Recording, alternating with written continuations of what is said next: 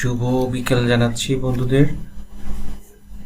আমরা গতকালকের প্রত্যাশা মোতাবেক গতকালকে যে রিভার্সাল ক্যান্ডেল পেয়েছি সেটা অনেকটা বড় জোর গলায় বলতে হয়েছে এটা রিভার্সাল ক্যান্ডেল ছিল।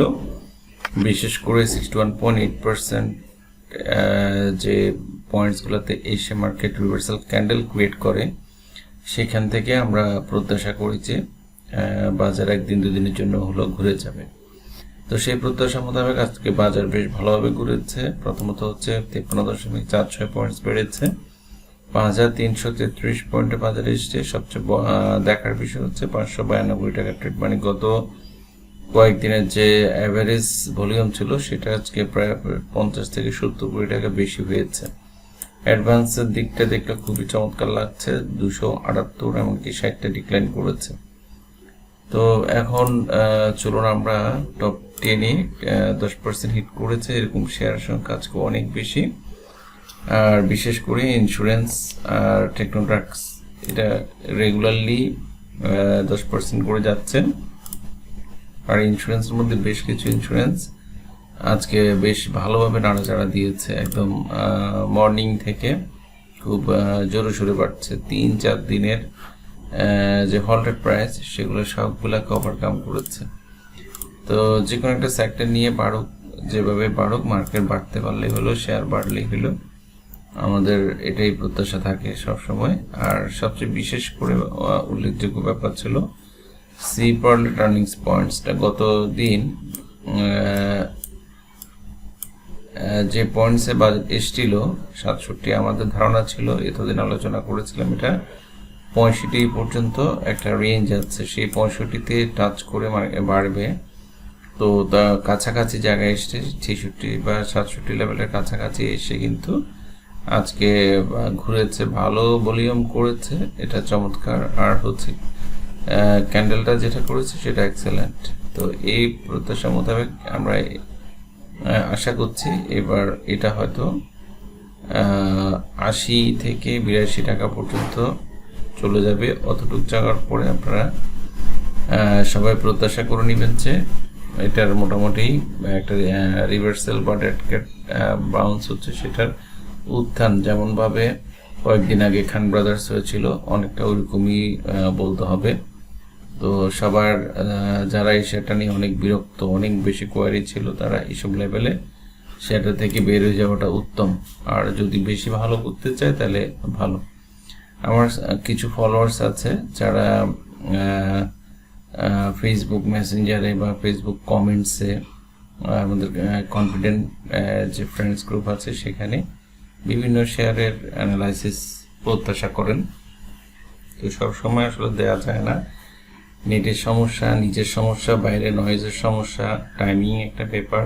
আর একটা ভিডিও রেডি করে সেটা আপনাদের কাছে পৌঁছানো পর্যন্ত যে পরিমাণ শ্রম, এটা আসলে অনেক টাফ ব্যাপার। তার মধ্যে মর্নিংয়ে 4-5 ঘন্টা শেয়ার বাজার নিয়ে পড়ে থাকা, বাজার সময়টাতে অ্যানালাইসিস দেয়া, নিজের শেয়ার সেল করা, নিজের শেয়ার আবার নতুন বাই করতে গেলে সেটা বাছাই করা, অথবা সব শেয়ার সেল করে সেল আউট হয়ে যাওয়া, মানে নানাবিধ অ্যাক্টিভিটির মধ্যে থাকতে হয়। তার ভিতরে আবার এত রিকোয়েস্ট থাকলে আসলে মাথায় কাজ করে না। তারপরে চেষ্টা করি আপনাদের রিকোয়েস্টগুলো দেখার জন্য। তো আপনারা যারা আমার রেগুলার ফলোয়ার্স, তাদের প্রত্যাশায় থাকে আসলে আমি ওয়াইম্যাক্স এবং আইটিসিটা আজকে দেওয়ার চেষ্টা করব। আর এটা ছাড়া যারা আমার কনফিডেন্স ফ্রেন্ডস গ্রুপ এখনও অ্যাড হন নাই, তারা অ্যাড হয়ে নেবেন। এই গ্রুপটাতে মোটামুটি আমি প্রতিদিনই বাজার চলাকালীন সময়ে বিভিন্ন ধরনের আপডেট দিয়ে থাকি, যেমন কিছু ওয়াচ লিস্ট থাকে, তারপরে মার্কেট এখন পজিশনিং কি, এইসব জায়গাগুলো নিয়ে হিউজ আলোচনা থাকে। যখন মার্কেট স্বাভাবিক থাকে তখন আলাপ করি, আর মার্কেট অস্বাভাবিক থাকলে যখন সরে যাই তখন এই গ্রুপে সবাই জানে কেন সরে আছি বা কি আসে বিষয়। আবার সরব হলে সবাই কিন্তু বলতে পারে, বুঝতে পারে কেন সরব হচ্ছি। তো এই জায়গাগুলোতে আপনারা খেয়াল রাখবেন। এখন চলুন, আপনাদের মন চাইলে আপনারা গ্রুপে আসবেন, এটা আসতে হবে, নট নেসেসারি। আচ্ছা, এখন আমি একটা পোস্ট দিয়েছিলাম যেখানে মারবুচু ক্যান্ডেলটা যদি করে আজকে তাহলে কিন্তু আগামী সপ্তাহটা খুব ভালো যাবে। মারবুচু ক্যান্ডেল না করলেও ক্লোজিংয়ে কিছু পয়েন্টস কমেছে, ক্যান্ডেলটা কিন্তু চমৎকার করেছে। সেটা আমরা অ্যানালাইসিসে দেখব। আর আমরা টপ 20-তে একটু দেখে আসি। টপ 20-তে টেকনোগ্রা ব্র্যাক্স আছে। অগ্নি কয়েকদিন থেকে টপ 10 ভলিউম করছে। সিপ্রল টপ 10-এ ক্রমান্বয়ে থাকার পরেও প্রাইস ফিল করছিল। আজকে টপ 10-ও ভালোভাবে আছে, এমনকি প্রাইসও মোটামুটি বেড়েছে। আর হেডেলবার্গ কয়েকদিন থেকে প্লে হচ্ছে। AIL, Orient fusion, square Pharma, Uttara NRB, প্রতিদিনই আসলে নতুন নতুন টপ 20 নতুন নতুন শেয়ার যোগ হচ্ছে। যেমন ওরিয়েন্ট ফার্মা প্রাইস দর হারালেও কিন্তু টপ 20-তে থাকছে। ওএমএক্স এর ক্ষেত্রে একই রকম, আত্মাবরের ক্ষেত্রেও দেখা যাচ্ছে। তো এই টাইপের অনেক শেয়ারকে আমরা দেখি। এটা ছাড়া ব্যাংক কিছুকে দেখা যাচ্ছে। তো এগুলোর দিকে আজকে যে টপ 20-টা দেখা যাচ্ছে সেটা কিন্তু আগামী সপ্তাহের জন্য অনেক বড় ব্যাপার, কারণ আগামী সপ্তাহ জুড়ে হয়তো এই টপ 20 থেকে অনেক শেয়ারকে আমরা বাজারে প্লে করতে দেখব। এটা নর্মাল বাজার যদি নর্মাল থাকে সেক্ষেত্রে কিন্তু আমরা এই ব্যাপারগুলো সবসময় দেখে থাকি। এখন চলুন আমরা আমাদের যে রেগুলার যে অ্যানালাইসিস সেটা একটু স্টার্ট করি। সেখানে গতকালকে আমি আসলে ট্রেন্ড লাইনটাকে ডিফারেন্ট করে নিয়েছি। আর একটা কথা বলেছি, আমাদের যৌক্তিক যে সাপোর্ট জোন ছিল সেটাকে টাচ করে বাজার বেড়েছে, বাট রেসিস্ট্যান্স খুব কাছাকাছি জায়গা ছিল 5315। তো 5315-কে একেবারে তুড়ি মেরে উড়িয়ে দিয়ে এর রেসিস্ট্যান্সটা উপরে চলে গেছে। এমনকি ট্রেন্ড ডাউন ট্রেন্ড লাইন যেটা ড্র করে রেখেছি, এটাকে চ্যানেলও বলতে পারেন বা আদার্স। তো সেক্ষেত্রে এটা আজকে ব্রেকআউট করেছে ভালোভাবে। তো ব্রেকআউট করে টিকে ছিল, এটা হচ্ছে সবচেয়ে বড় ব্যাপার। আর ক্লোজিং ক্যান্ডেলটা যেরকম দেখাচ্ছে এরকম নয়, এটা এক্স্যাক্টলি রেড হওয়ার কথা। লাস্ট ক্যান্ডেলটার কথা বলছি। তো সেটা কেন আমি একটু রিফ্রেশ করে দেখি। এটা আসলে 3 আওয়ারের চার্ট।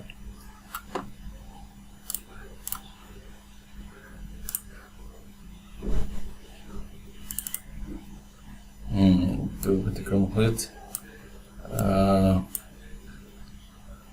যে এটা হচ্ছে হ্যামার ক্যান্ডেলস্টিক করেছে লাস্ট ডেতে। আগামী দিন আমরা বাজারকে অনেক উপরে চলে যেতে দেখবো, এটা প্রত্যাশা করছি। অথবা অনেক উপরে চলে গিয়ে প্রফিট টেকিং করে যদি নিচেও আসে সেক্ষেত্রে 5320 পয়েন্টের নিচে আসার সুযোগ নাই বললেই চলে। এখন মার্কেট শুধু উপরে যাওয়ার পালা। আদার্স ইন্ডিকেটরগুলো কিন্তু H1 চার্টে বেশ পজিটিভ দেখাচ্ছে। তো সো আমরা আশা করতেই পারি, এটা হচ্ছে মেইন ব্যাপার। আর ডে চার্টে আমরা যেটা দেখতে পাচ্ছি, আমি গতকালকে আপনাদেরকে মান্থলি এবং উইকলি চার্ট দেখিয়েছিলাম। আজকে এখানে অনেকগুলো ট্রেন্ড লাইন ড্র করেছি। অনেকগুলো ট্রেন্ড লাইনের মধ্যে উপর থেকে যেগুলো আসছে সেগুলো আপনারা দেখে নিন এক ঝলকে। আমরা যে জায়গা থেকে পড়া শুরু হচ্ছে সেই ট্রেন্ড লাইনটা এর আগে ব্রেকআউট করেছে এখানে।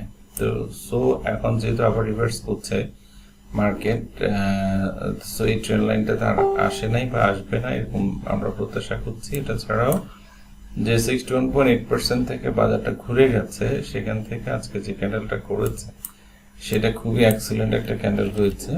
বাট আমাদের ডে চার্ট অনুসারে এটা ব্রেকআউট করতে পারেনি। তো ডে চার্ট অনুসারে যেহেতু ব্রেকআউট হয়নি, আগামী দিন আমরা ব্রেকআউটের প্রত্যাশা থাকবো। তো তাহলে সাপোর্ট জোন কিন্তু 5200, 315 আর রেসিস্ট্যান্স কিন্তু এখনো আওয়ারলি চার্টে 352। এটা কিন্তু হতেই পারে।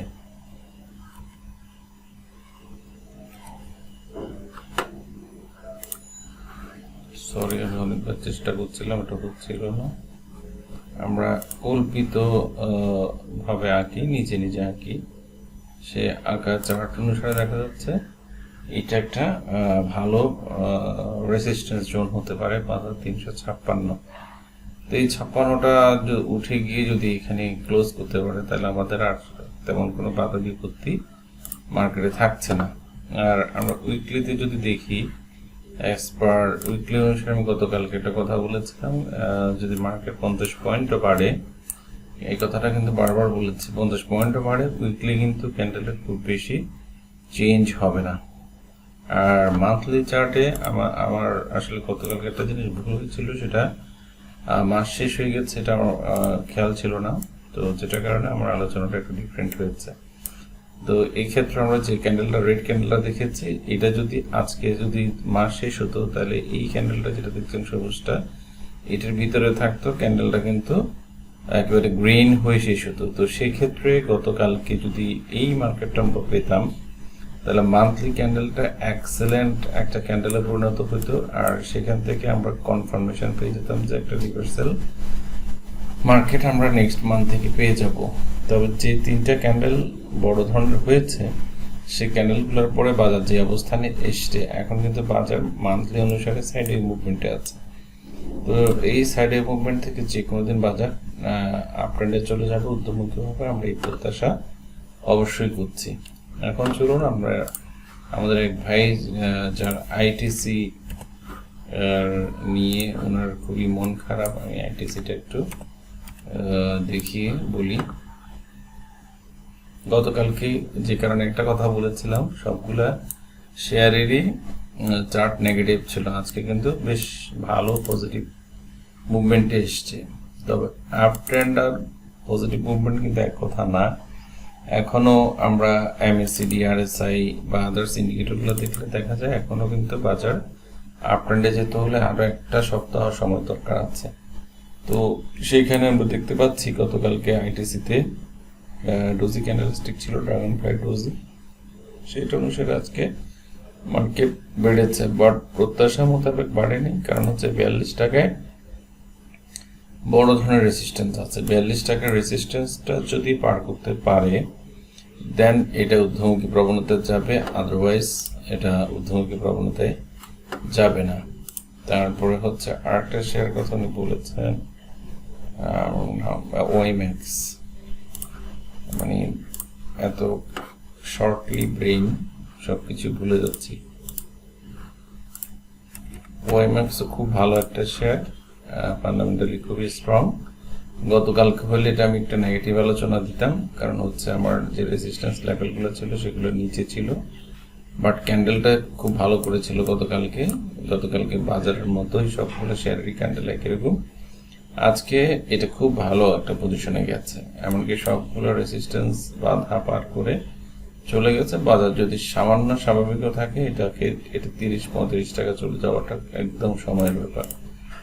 তো আপনার শেয়ারগুলা ট্রেন্ড 100% পেতে হলে কিন্তু আমি সংক্ষেপে বলি, আমরা সেটা 30 টাকার উপরে ক্লোজ হইতে হবে। 30 টাকার রেজিস্ট্যান্স আছে, আর আমরা যদি আড়াআড়ি কোনো ট্রেন্ড লাইনে ড্র করি, সেক্ষেত্রেও কিন্তু 30 টাকার একটা বেরিয়ে রেডি করা আছে। তো সেই সব জায়গাগুলোতে একবার সেলের চেষ্টা করবেন, রিটেস্ট করবেন, দেন আবার এন্ট্রি নেওয়ার চেষ্টা করবেন। তো ধন্যবাদ, সবাই ভালো থাকবেন।